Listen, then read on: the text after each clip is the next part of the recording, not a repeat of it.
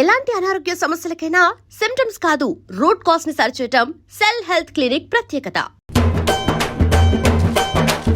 ఇందు మూలంగా 50 మంది ఓటర్ మహాశైలికి చెప్పేది ఏంటంటే నాగలి గుర్తుకే మన ఓటు, నవచేతన పార్టీకే మన ఓటు కాదు పువ్వు గుర్తుకే మన ఓటు, భవిత నిర్మాణ పార్టీకే మన ఓటు, రవీంద్రన్ అనే బంపర్ మెజార్టీతో గెలిపించాలి.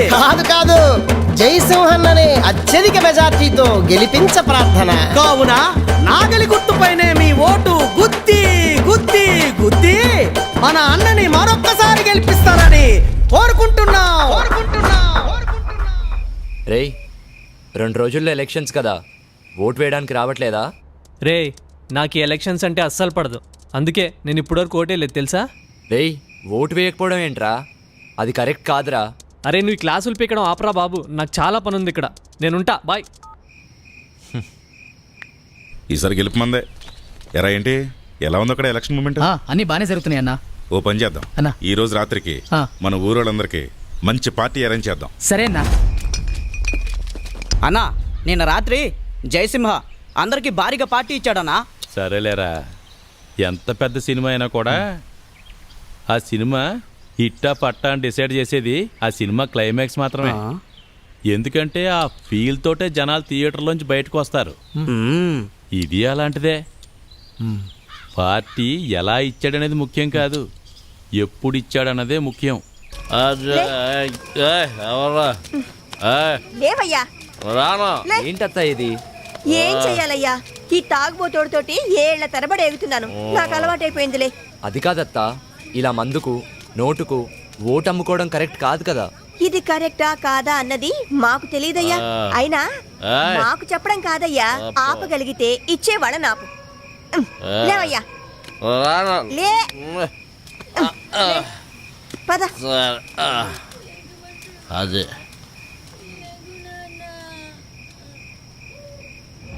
సిటీ నుంచి వచ్చాడు, బాగా చదువుకున్నాడు. మనం ఏమన్నా అన్నామంటే లీగల్ పాయింట్లు మాట్లాడతాడు. ఆడి తృప్తి కోసం ఏదో చేయండి.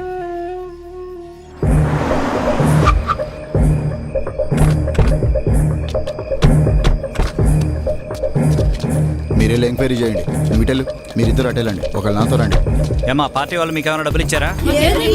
ఆ రవీంద్ర గారి దగ్గర ఓటుకు డబ్బులు తీసుకున్నారంట కదా మీరు? డబ్బులు ఏమైనా తీసుకున్నారా మీరు? పార్టీ నాయకులు వచ్చారు కదా, డబ్బులు ఇచ్చారంట కదా, తీసుకున్నారా? మరి డబ్బులు పంచారని కంప్లైంట్ వచ్చింది, మీరేమైనా తీసుకున్నారా? తీసుకోలేదా? ఓటు వేయడం కోసం మీకు ఎవరైనా డబ్బులు ఇచ్చారా? ఇవ్వలేదా? మరి కంప్లైంట్ వచ్చింది ఏంటి సార్ మా ఇంటికి వచ్చారు? మీ ఇంట్లో వాళ్ళు ఓటు వేయడానికి డబ్బులు తీసుకున్నారని కంప్లైంట్ వచ్చింది. కంప్లైంట్ ఎవరు ఇచ్చారు సార్? అభి ఇచ్చాడు.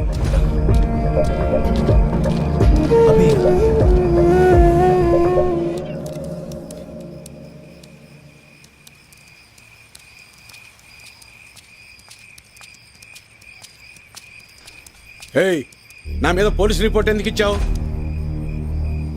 ఓటు అమ్ముకుంటున్నావు, అది తప్పు కదా, అందుకే కంప్లైంట్ ఇచ్చాను. నా పొలం నేను అమ్ముకుంటున్నట్టు నా ఓటు నేను అమ్ముకున్నాను, అది తప్పెలా అవుతుంది? అయినా అది అడగటానికి నువ్వెవడవి? చూడు, ఈ పట్టీలో ఇటుకలు ఎన్ని ఉన్నాయో అన్ని పార్టీలు రావాలని కోరుకుంటున్నాను నేను. నీ ఆశ చూస్తుంటే నాకు నవ్వొస్తుంది. అయినా ఓటు అమ్ముకునే బదులు ఏదైనా పని చేయొచ్చు కదా. అసలు నీకు ఓటే లేకపోతే ఏం చేసేవాడు? ఏయ్, నన్నేమైనా అను, నా ఓటును మాత్రం అనొద్దు.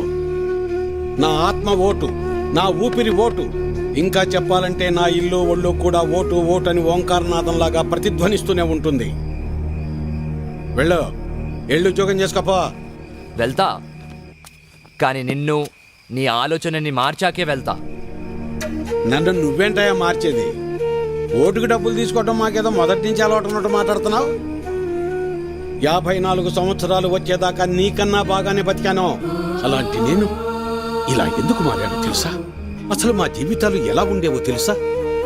కనీసం మీ నాన్న ఎందుకు చనిపోయాడో నీకు తెలుసా?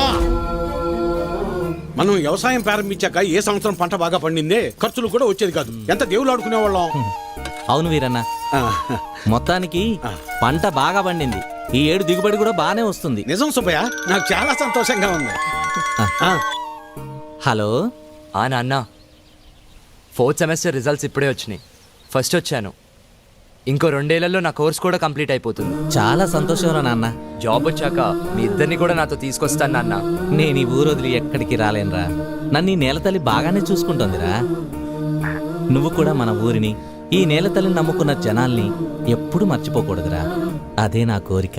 కానీ నా బాధల్లో ఒకటి, నీకేమీ లేకుండా చేసి అప్పులు మాత్రమే ఉంచానురా నాన్న.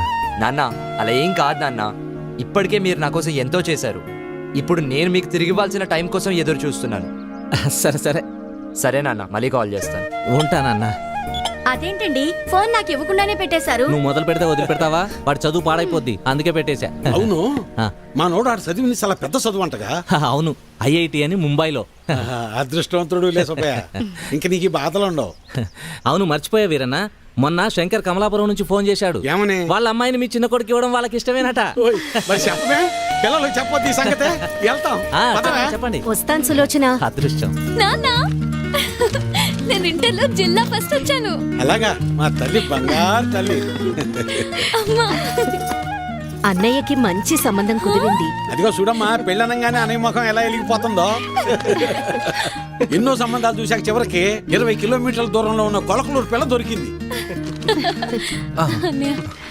నాన్న, పంట డబ్బులు రాగానే బ్యాంకులో వేస్తే చెల్లెలు పై చదువులకు ఉపయోగపడతాయి. అలాగేరా, దాన్నైనా బాగా చదివించుకోవచ్చు.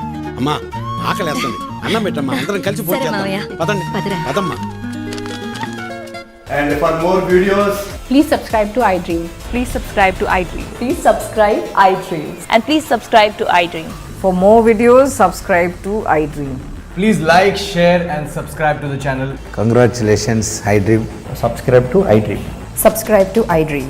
So subscribe to iDream Media. iDream ki iDream team andarki huge congratulations. Please subscribe iDream media. Please subscribe to iDream. Subscribe iDream. Please subscribe to iDream. iDream అంటే నా కళల ఛానల్ సబ్స్క్రైబ్ చేసుకున్న నోరు తిరుగుతలేదు. మీరైతే గంట గుర్తు కొట్టండి. For more such videos, please subscribe to iDream.